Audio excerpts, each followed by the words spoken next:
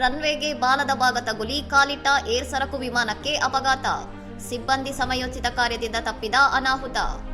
ಬ್ರಸೆಲ್ಸ್ನಿಂದ ಆಗಮಿಸಿದ ಕಾಲಿಟ್ಟ ಏರ್ ಸಂಸ್ಥೆಯ ಬೋಯಿಂಗ್ 777-300 ಸರಕು ಸಾಗಣೆ ವಿಮಾನವು ಸಿನ್ಸಿನಾಟಿ ನಾರ್ಥರ್ನ್ ಕೆಂಟುಕಿ ಅಂತಾರಾಷ್ಟ್ರೀಯ ವಿಮಾನ ನಿಲ್ದಾಣದಲ್ಲಿ ಲ್ಯಾಂಡಿಂಗ್ ಆಗುವ ವೇಳೆ ರನ್ವೇಗೆ ಬಾಲದ ಭಾಗ ತಗುಲಿ ಅವಘಡ ಸಂಭವಿಸಿದೆ.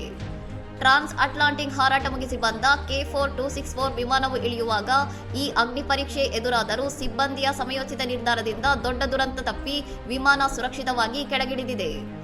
ಘಟನೆಯಲ್ಲಿ ವಿಮಾನದಲ್ಲಿದ್ದ ಯಾರಿಗೂ ಯಾವುದೇ ಗಾಯಗಳಾಗಿಲ್ಲ ಎಂದು ವಿಮಾನಯಾನ ಸಂಸ್ಥೆಯ ಮುಖ್ಯ ಕಾರ್ಯನಿರ್ವಹಣಾ ಅಧಿಕಾರಿ ಹೀತ್ ನಿಕೋಲ್ ಅಧಿಕೃತವಾಗಿ ಸ್ಪಷ್ಟಪಡಿಸಿದ್ದಾರೆ. ಪ್ರಯಾಣಿಕರ ಹಾಗೂ ವಿಮಾನದ ಸುರಕ್ಷತೆಯ ಹಿತದೃಷ್ಟಿಯಿಂದ ಕೂಡಲೇ ಎಚ್ಚೆತ್ತುಕೊಂಡ ಅಧಿಕಾರಿಗಳು ಆ ವಿಮಾನವನ್ನು ತಕ್ಷಣವೇ ಮುಂದಿನ ಹಾರಾಟದಿಂದ ತಡೆಹಿಡಿದಿದ್ದಾರೆ. ಹಾನಿಗೊಳಗಾದ ವಿಮಾನವನ್ನು ಮಿಗಾನ್ನಲ್ಲಿರುವ ಕಂಪನಿಯ ಭಾರಿ ನಿರ್ವಹಣಾ ಕೇಂದ್ರವಾದ ಓಸ್ಕೋಡಾ ವರ್ಡ್ ಸ್ಮಿತ್ ವಿಮಾನ ನಿಲ್ದಾಣಕ್ಕೆ ಸ್ಥಳಾಂತರಿಸಲಾಗುತ್ತಿದೆ.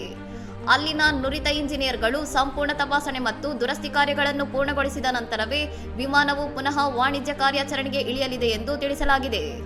ಇನ್ನಷ್ಟು ಸುದ್ದಿಗಳಿಗಾಗಿ ನೋಡ್ತಾ ಇರಿ ಸೌರಂ ಟಿವಿ.